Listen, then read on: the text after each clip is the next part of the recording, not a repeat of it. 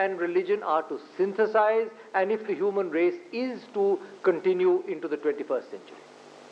Therefore, we must be very clear in our minds what this particular education that we are talking about is for.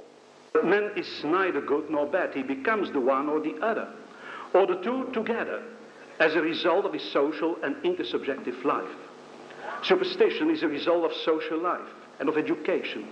It is created in every individual, and it is a disposition to certain actions as a result of preconceived ideas and of an ideology based on a worldview.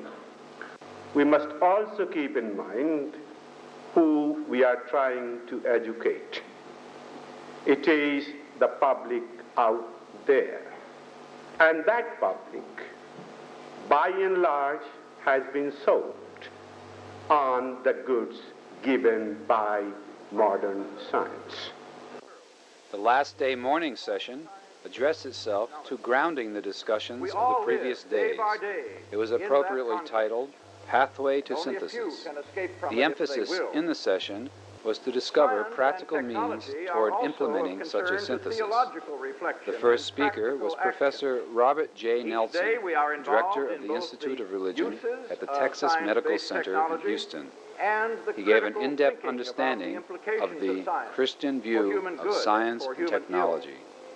And if we use technology as we do, and think of its ambiguities in the light of revealed religion or the Word of God, then in fact we are doing another kind of liberation theology. Presenting a paper on the relevance of the Bhagavad Gita and the Vedic theology to the critical question of synthesis was Dr. William Deadweiler, a PhD in religion and a member of the Bhaktivedanta Institute. Similarly, for Krishna and Arjuna, to follow the Vedas was not to practice a religion, as we understand the expression, but rather to live life so as to realize one's full human potential in thought, in feeling, and in action. Metropolitan Paulos Mar Gregorios, president of the World Council of Churches, gave a talk on the possible pathways to synthesis. We don't exactly know what religion is. Different people define religion in different ways. Some people say it is just ritual plus dogma or something like that. Some people say religion involves the whole of reality. So we have a demarcation problem.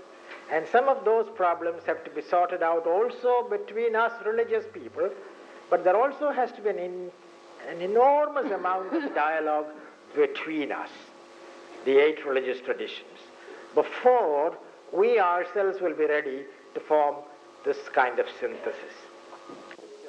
Mr. Graham Schweig, member of the Bhaktivedanta Institute, gave a brief sketch on the role that the philosophy of Achintya Bheda Bheda Tattva of Lord Sri Chaitanya Mahaprabhu plays in the synthesis of science and religion. This philosophic doctrine of Chaitanya arises out of the Bhakti Renaissance during the medieval period, beginning with Ramanuja in the 11th century and culminating in the 16th century with Chaitanya. The great apostles of this period of Vaishnava history presented many theological concepts in reaction to Shankaracharya's Kevaladvaita Vedanta, or absolute unqualified monism. The concluding session witnessed the presentation of reports from the respective leaders of the different workshops and panel discussions. Nobel laureate George Wald presented the conclusions from the panel discussion on the nuclear threat and world peace. Those immediate measures are: 1, pledges of unconditional no first use; 2, a comprehensive nuclear test ban treaty; 3, a halt in the testing, production, and stockpiling of nuclear weapons and all instruments for their delivery; 4, an immediate halt of all preparations to militarize space, offensive or defensive, for there is no real difference; 5, substantial cuts in all present stockpiles of nuclear weapons, with an eye to their speedy elimination. We call upon all people everywhere to join us in an unresting, unceasing insistence that these things be done. We pledge to do all that we can to create a world of peace and justice for us and for our children. Bombay, India, Sunday, 12th January 1986, and the title of this statement is The Declaration of Bombay. Mr. Robert Nelson, workshop leader for the Basis for Unity of All Religions, presented the outcome of the discussions. We call attention to certain issues inherent in the notion of the unity of all religions and are urged to strive for a unity of spirit without attempting a superficiality of oneness. This spirit is identified as sincerity, and a manifestation of it is in dialogue, the search for truth, and openness to each other. Sincerity in dialogue would make possible mutual criticism and even correction, and open the way for self-questioning and the removal of obstacles to a genuine and sincere search within our respective traditions and between us.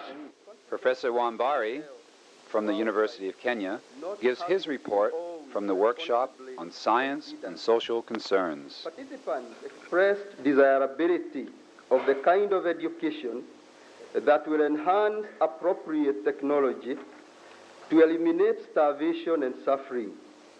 The purpose of life, it was agreed, is to enjoy it. Yet the path to that enjoyment is beset seemingly with endless difficulties. We come to the final report out of the panels, the Science, Religion, Education panel, and Dr. Singh will give us the report on that. That education should aid mankind by providing spiritual well-being through religion. Also, material happiness by proper scientific knowledge. It seems to me that the World Congress for the Synthesis of Religion and Science is a powerful manifestation of our collective desire and hope that we find common ground in our work and our lives in order to promote understanding, peace, and the wise guardianship of our planet. I think the synthesis the Congress promotes does represent a new image of the unification for science and religion, perhaps an image, perhaps the restoration of integrity in what we might call the human enterprises of knowing, doing, and being in the world. Bhakti Swarup Damodar Swami, the international director for the Bhaktivedanta Institute, gives the farewell message to the Congress. Even in India, so Prabhupada felt that if these educational, the leaders of the society, meaning the scientists and the leaders of the society, take a serious note about these side effects, bad elements of the society, then the world will be highly benefited. So with that vision that Prabhupada had, so we were trying just to make a little offering on the occasion of Lord Sri Chaitanya Mahaprabhu's 500th anniversary festival. And one last point that I would like to say is that I prayed to the Lord that our foreign delegates and also all our participating delegates coming from all over parts of India, when you go back, I pray to the Lord that you reach home safe and sound and in good health, and so that find everything happy. So with that, I'd like to thank all of you and everyone for kindly participating and making this World Congress a successful one. Thank you very much.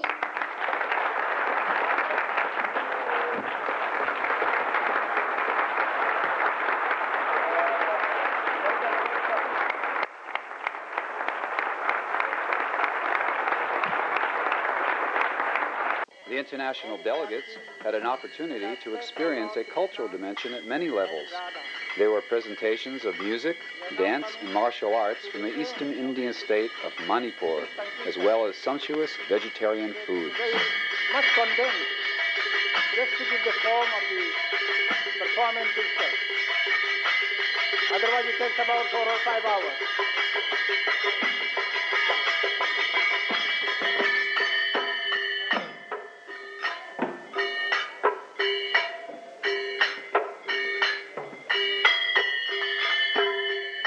We have the chance for the Dohar to execute some of the graceful chalanam.